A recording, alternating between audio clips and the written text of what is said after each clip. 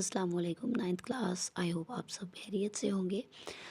जैसा कि आप सब जानते हैं कि math ninth class science group chapter number 6 हम कर रहे हैं, जो कि है अलजेब्रिक मैनिपुलेशन, और उस पे एक्सरसाइज 6.2 क्वेश्चन नंबर 3 है। सिंप्लीफाई करना है अपने क्वेश्चन को।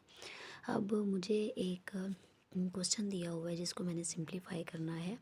1/x² minus 8x plus 15 plus 1/x² minus 4x plus 3 minus 2/x² minus 6x plus 5।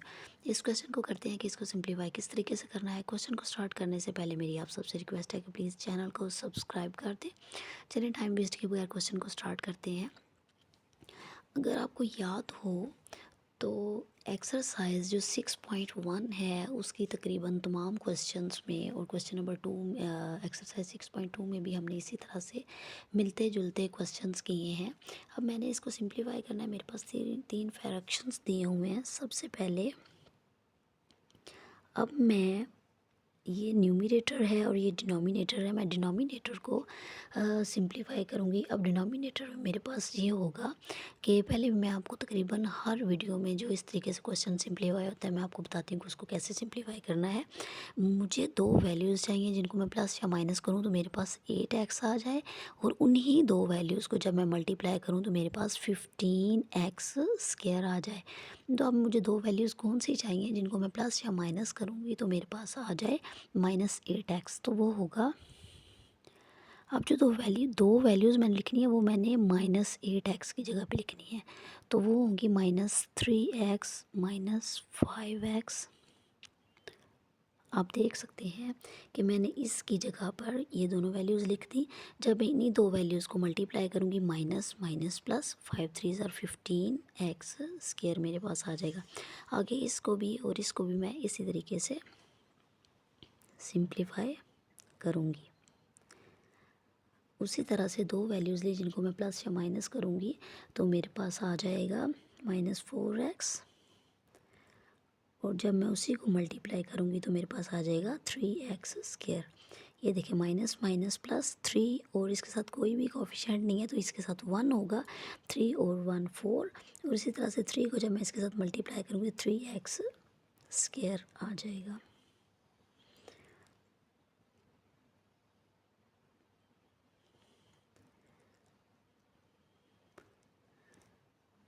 ये भी उसी तरीके से -5x और -x को हल करने से आ जाएगा।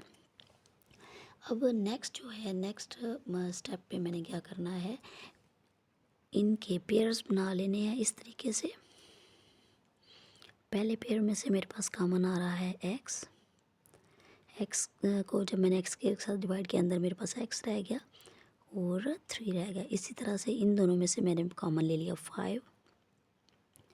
बाहर माइनस है तो अंदर भी माइनस ही हो जाएगा।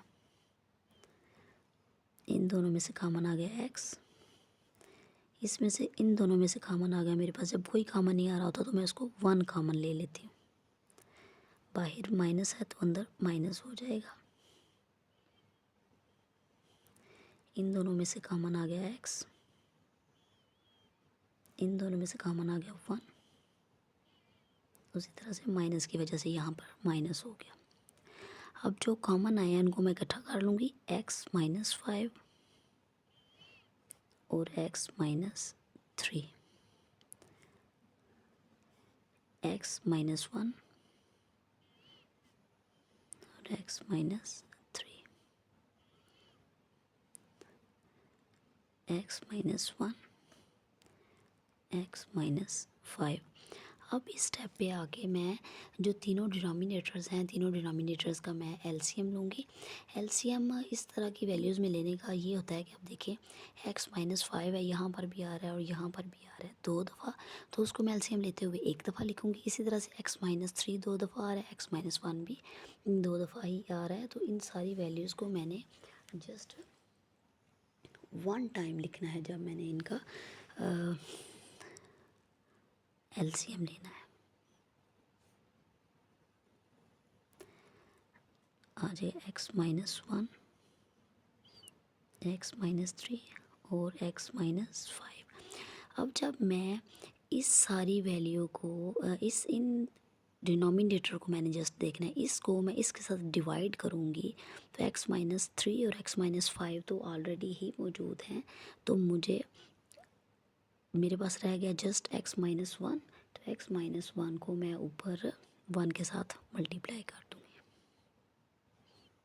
उसी तरह से जब इन दोनों को मैं इनके साथ डिवाइड करूँगी तो x-1 और x-3 तो ख़त्म हो जाएंगे, तो x-5 रह गया। x-1 और x-5 को जब मैंने इसके साथ डिवाइड किया तो यहाँ पे मेरे पास रह गया x-3। अब मैं क्या करूँगी, मैं अगले स्टेप पे आके इनको आपस में मल्टीप्लाई कर लूँगी। x-1 प्लस x-5 2x-6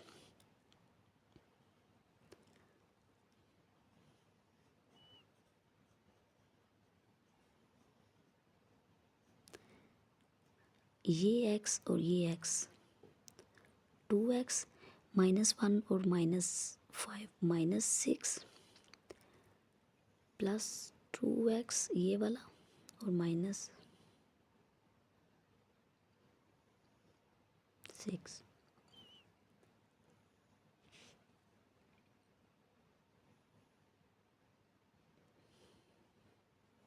ये माइनस था, ये माइनस माइनस प्लस हो जाएगा। अब ये 2x जो है एक पॉजिटिव है और एक, अगर एक वैल्यू जो है वो पॉजिटिव होती है और एक नेगेटिव होती है तो उसका तरीका ये होता है कि उनमें से एक जो है वो कैंसिल हो जाता है और दूसरा रह जाता है।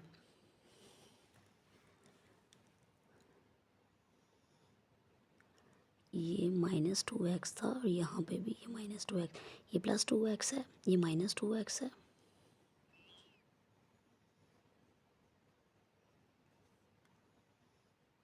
ये प्लस है और ये माइनस है, तो इट मीन्स मेरे पास आंसर जो है वो 0 आ गया है।